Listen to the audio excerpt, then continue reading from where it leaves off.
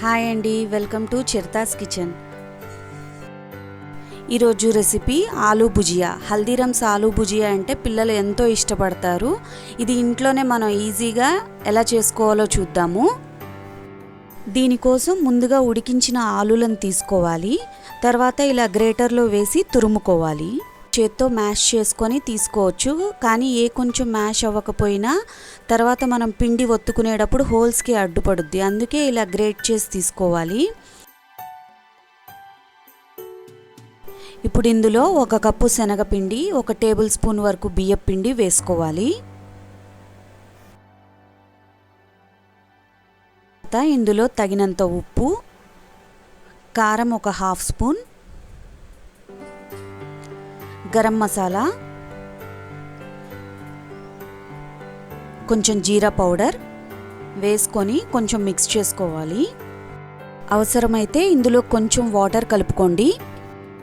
కొంచెం మిక్స్ చేసుకున్న తర్వాత 1/2 టేబుల్ స్పూన్ వరకు నిమ్మరసం వేసుకుని కలుపుకుంటున్నాను ఇక్కడ.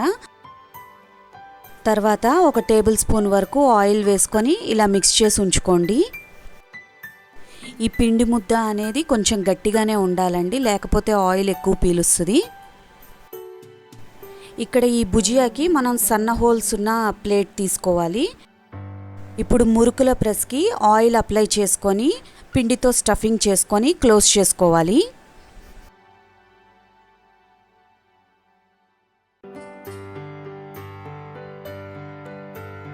ఇప్పుడు వేడి నూనెలో నెమ్మదిగా ఇలా ప్రెస్ చేసుకొని మీడియం ఫ్లేమ్ మీద డీప్ ఫ్రై చేసుకోవాలి 2 వైపులా.